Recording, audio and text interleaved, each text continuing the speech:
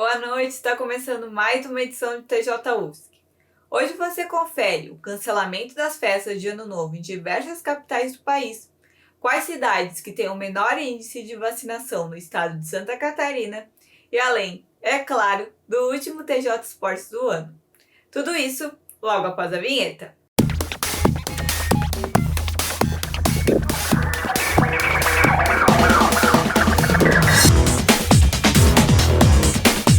E agora estamos chegando ao período das festas de fim de ano. E devido à variante Omicron da Covid-19, a maior parte das capitais do país cancelaram parcialmente ou totalmente suas comemorações. As capitais Aracaju, Belém, Brasília, Campo Grande, Cuiabá, Fortaleza, Goiânia, João Pessoa, Maceió, Manaus, Natal, Palmas, Porto Alegre, Rio de Janeiro, Salvador, São Paulo, São Luís e Vitória anunciaram que o evento não irá ocorrer. Em Florianópolis, Recife, vai ocorrer a queima de fogos, porém os shows da virada foram cancelados. Curitiba, Belo Horizonte e Teresina não costumam fazer o evento e continuarão sem festas. Porto Velho e Boa Vista ainda planejam realizar a festa de Ano Novo. Em Macapá e Rio Branco, ainda não definiram se haverá ou não comemorações. 9 cidades do estado de Santa Catarina estão com menos de 55% da população vacinada com a primeira e a segunda dose contra a Covid-19. As cidades Bom Jesus, São João Batista, São Lourenço do Oeste, Ipuaçu, Entre Rios, Timbó Grande, Calmon, Xireder e Araquari receberam uma notificação do governo do estado para justificar a baixa cobertura vacinal. A Secretaria de Saúde de Araquari declarou que os dados da prefeitura são diferentes do que os disponíveis no vacinômetro. De acordo com o município, 62,63% dos moradores aptos a receber a vacina já estão imunizados. Em Santa Catarina, a média de vacinação por município é entre 65% a 74% da população. Agora você confere os dados da Covid-19 em Santa Catarina. As informações são da Secretaria Estadual de Saúde. Desde o início da pandemia foram registrados 1.235.328 casos confirmados. Do total, 1.211.867 estão recuperados e outros 3.422 são casos ativos. Foram registradas 20.039 mortes no estado e, até o momento, 79,47% da população catarinense já foi vacinada com a primeira dose e 69,61% já receberam a segunda dose da vacina. Mudando de assunto, vamos falar de esportes. Agora você confere o último TJ Esportes do ano com a repórter Manuela Valérios, que traz os destaques da semana do futebol e do skate no Brasil. Olá, telespectadores! Sejam bem-vindos ao último TJ Esportes do ano. Hoje você confere os campeões do skate no STU Open, a seleção feminina brasileira de futebol e mais uma rodada do Brasileirão Masculino Série A.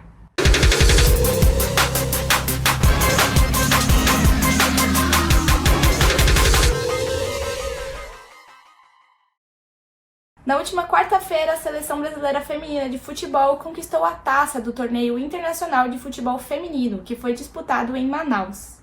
Ao derrotar o Chile na final por 2-0 na Arena da Amazônia, com gols de Caroline e Giovanna, as brasileiras faturaram o primeiro título no comando da técnica sueca Pia. O próximo desafio das brasileiras será no Torneio Internacional da França, que acontecerá entre os dias 14 e 23 de fevereiro de 2022. Parabéns para as meninas da seleção e ainda sobre futebol, vamos agora aos principais resultados da 37ª e penúltima rodada do Brasileirão Masculino Série A. Na Arena Fonte Nova, o Bahia venceu o Fluminense por 2-0 com 2 gols de Gilberto no primeiro tempo. O resultado fez com que o time baiano dormisse fora da zona de rebaixamento. Já na Neoquímica Arena, Grêmio e Corinthians empataram em 1-1. O gol de Diego Souza para o time gaúcho no primeiro tempo fez a alegria dos torcedores gremistas. Mas essa alegria não durou muito tempo, pois no final do segundo tempo, Renato Augusto fez um golaço para o Corinthians e empatou a partida. Com esse resultado, o tricolor gaúcho está praticamente rebaixado para a Série B em 2022. No Mineirão, em Belo Horizonte, o campeão brasileiro de 2021 Atlético Mineiro ganhou de 4-3 do Red Bull Bragantino para receber a taça em grande estilo. Com viradas e muitos gols, o Galo confirmou sua excelente campanha como mandante com a presença da sua torcida em peso no estádio. E ainda nesse final de semana tivemos a final do circuito STU Open. No skate street, Lucas Ravelo e Raíssa Leal foram os grandes campeões. A modalidade, que contou com a presença de grandes nomes do skate mundial, fechou a competição com boas atuações dos brasileiros. O cearense Lucas Ravelo se consagrou campeão com uma manobra espetacular de 9,62 pontos. Já no feminino, Raíssa Leal e a atual campeã mundial Pamela Rosa disputaram nota a nota o título, que acabou ficando com a fadinha após uma atuação impecável. E o último TJ Esportes do ano vai ficando por aqui. 2021 foi um ano recheado de conquistas para o esporte brasileiro, com as Olimpíadas, campeonatos mundiais e nacionais. Então, muito obrigado pela sua companhia até aqui e ano que vem estaremos de volta com muita notícia boa sobre esporte. Ainda falando de esportes, agora você confere a primeira reprise de reportagens dessa última semana do TJ. No dia 18 de maio, fizemos uma matéria sobre como a pandemia atingiu o retorno do futebol no Brasil. Olha só! O Campeonato Brasileiro de Futebol Masculino de 2020 teve seu encerramento em fevereiro de 2021, devido à pandemia de Covid-19.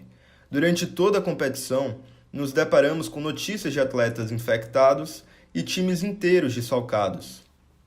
Dos 20 clubes da Série A, todos registraram casos de Covid. Dos 625 jogadores, 302 se infectaram, representando cerca de 48%. Entre os times, o Fluminense e o Vasco tiveram maior número, com 26 casos no elenco, e o Sport e o São Paulo, o menor, com apenas 3 jogadores infectados.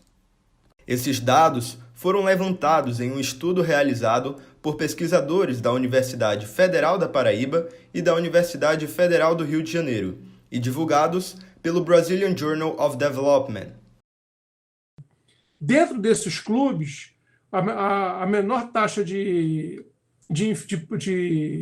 soropositivos confirmados foi 10%, e o maior valor foi de 96%. Só em um clube, com 26 foram infectados durante a pandemia. E aí nos chamou a atenção porque, no mesmo período, a população brasileira apresentou uma taxa de infecção, aí, um valor dessa incidência de 3,6%.